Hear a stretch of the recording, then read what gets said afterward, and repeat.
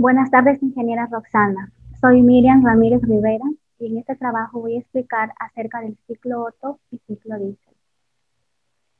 Este trabajo contiene objetivos, explicación del ciclo Diesel, explicación del ciclo Otto, diferencias, ventajas y desventajas. Un objetivo es reconocer las características y los procesos por los cuales están formados estos ciclos, para así saber cuándo estamos frente a un ciclo Diesel y cuándo estamos frente a un ciclo Otto. Entendiendo estas características, podremos desarrollar cualquier ejercicio que nos den de estos ciclos, como ya lo hicimos en clase.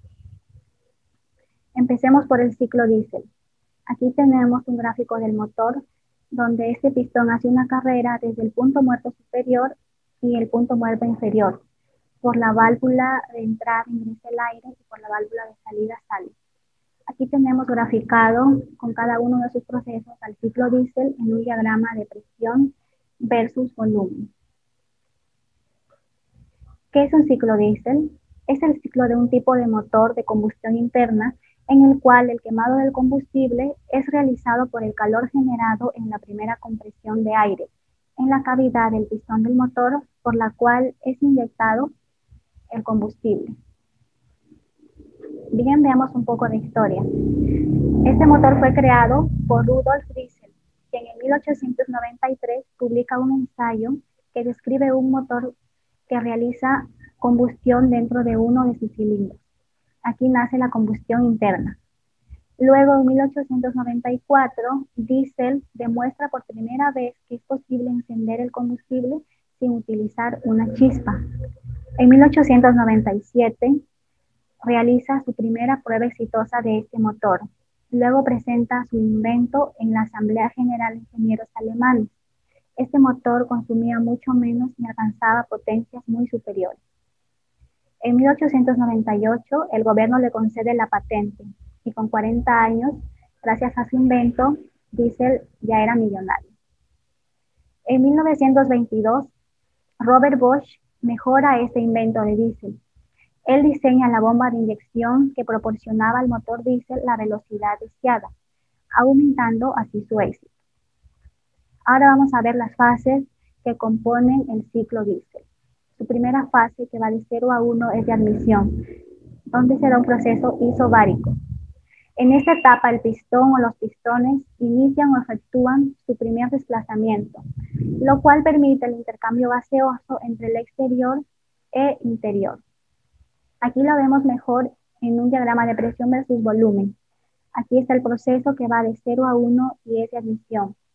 Y este proceso es a presión constante, por tanto, es un proceso isobárico.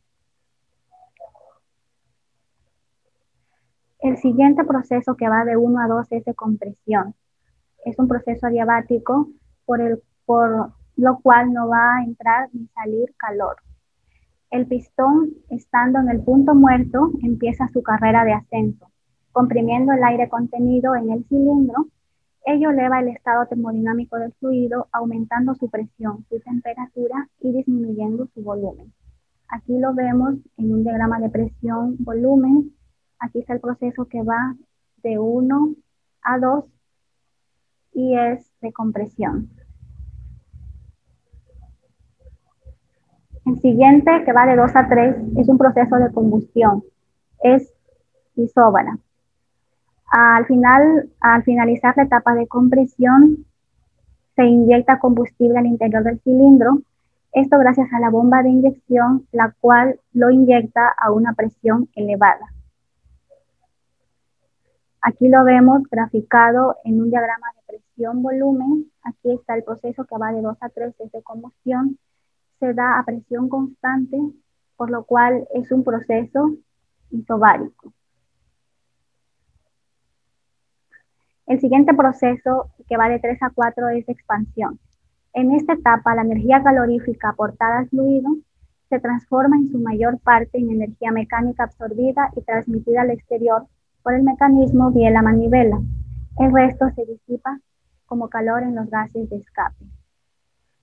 El siguiente proceso es de escape. Durante este cuarto tiempo, el pistón es empujado hacia abajo, forzando la salida de los gases quemados a la atmósfera por las válvulas de escape abiertas. Lo vemos aquí en el gráfico de presión versus volumen.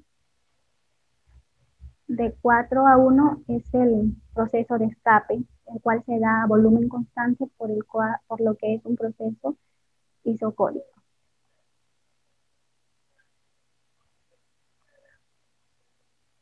Aquí tenemos el gráfico más completo del ciclo diésel en el diagrama de presión versus volumen. Y ahora vamos a ver el ciclo Otto. Aquí tenemos graficado el ciclo con cada uno de sus procesos en un diagrama de presión-volumen. Aquí tenemos el gráfico del motor donde este pistón realiza una carrera entre el punto muerto superior y el punto muerto inferior. Por aquí está su válvula de admisión por la cual ingresa calor y por aquí sale. Un ciclo Otto ideal modela el comportamiento de un motor de explosión. Generalmente se da en motores a gasolina. Este ciclo está formado por 6 pasos que los vamos a ir viendo a continuación. El primer proceso es de admisión, donde el pistón baja con la válvula de admisión abierta, aumentando la cantidad de mezcla entre aire y combustible en la cámara. Vamos a verlo en su diagrama. Aquí está, va desde E hasta, es un proceso de admisión a presión constante. El siguiente proceso es de compresión. El pistón sube comprimiendo la mezcla.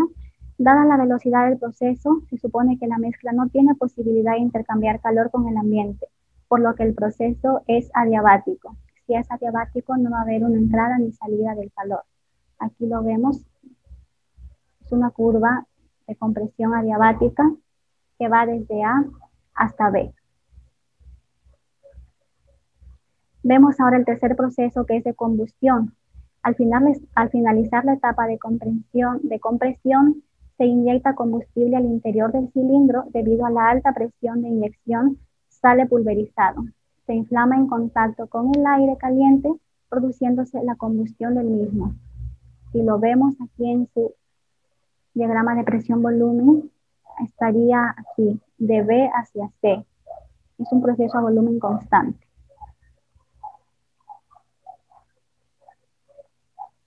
Vamos a ver ahora el siguiente proceso, que es expansión de los gases. En esta etapa, la energía calorífica aportada al fluido se transforma en su mayor parte en energía mecánica absorbida y transmitida al exterior por el mecanismo vía la manivela. El resto se disipa como calor en los gases de escape.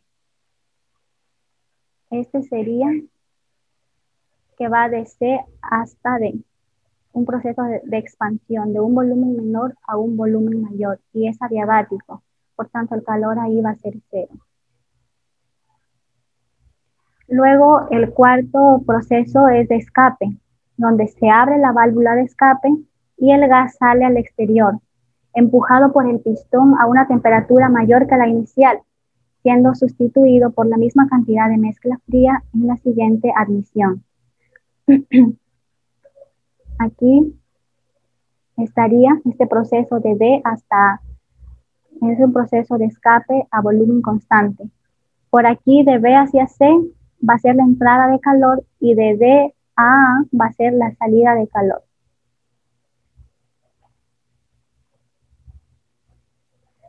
En total, el ciclo se compone de 2 subidas y 2 bajadas del pistón, razón por la cual a este ciclo también se le llama motor de 4 tiempos. Veamos ahora las diferencias entre ambos. El ciclo Otto, también conocido como ciclo de encendido por chispa, se realiza a volumen constante y en motores a gasolina. Y el ciclo diésel se le conoce también como ciclo de encendido por compresión y este se realiza a presión constante.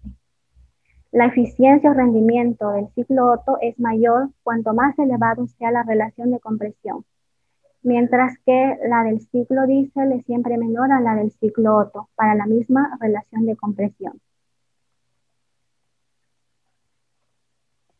Veamos ahora las ventajas y desventajas. Ventajas de los motores diésel con respecto a las del ciclo Otto. Tiene mayor rendimiento térmico con mayor potencial útil, menor consumo de combustible, aproximadamente el 30% menos con respecto al ciclo Otto. Emplea combustible más económico, menor contaminación atmosférica, lo cual es muy importante. No existe peligro de incendio. Es un motor más robusto y apto para trabajos duros, con una mayor duración de uso. Tiene mayor rentabilidad. Y las desventajas serían que tiene mayor peso del motor, por lo que va a necesitar soportes más fuertes, elementos de suspensión de mayor capacidad. Tiene un costo elevado adquirir este motor. Tiene menor régimen de revoluciones. Es un motor ruidoso y con mayores vibraciones. Si es que se malogra, su reparación saldría costosa. Tiene un arranque más difícil del ciclo Otto y requiere mayor calidad en los aceites de engrase. Bien, veamos ahora un ejemplo práctico del ciclo Otto. Nos dicen que un ciclo Otto ideal con una relación de compresión de 8, al inicio de la fase de compresión el aire está a 100 kilopascales y 17 grados Celsius. En la combustión se añaden 800 kilojoules por kilogramo de calor.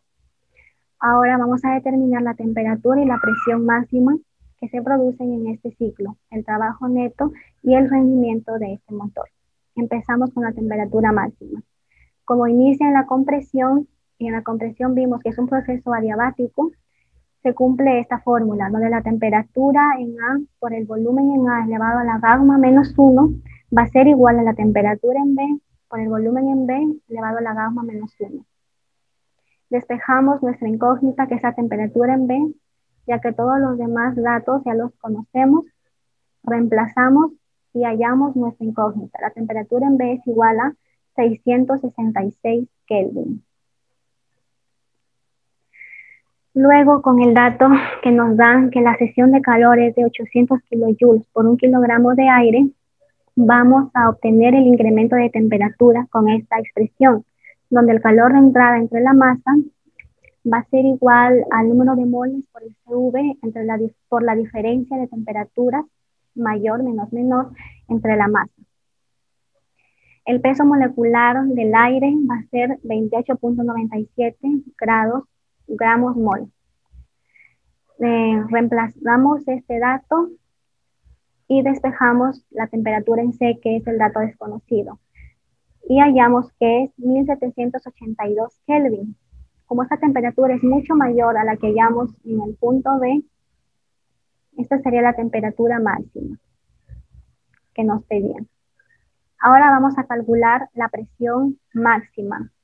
La presión máxima va a estar en el punto C, porque la temperatura máxima estaba en el punto C. Entonces, para hallar la presión aplicamos la ecuación de los gases ideales. Despejamos la presión en C, que va a ser igual al número de moles por R por la temperatura en C entre el volumen en C. Como el volumen en C y en B son iguales, sustituimos el volumen en C por el volumen en B para poder utilizar la razón de compresión en nuestros cálculos. Ahora aplicamos nuevamente la ley de los gases ideales, reemplazamos datos y hallamos que la presión en C es 48,5 atmósferas. Ahora vamos a hallar el rendimiento. De acuerdo a los datos que tenemos, planteamos la ecuación apropiada, que sería 1 menos 1 sobre la razón de compresión elevado a la gamma menos 1.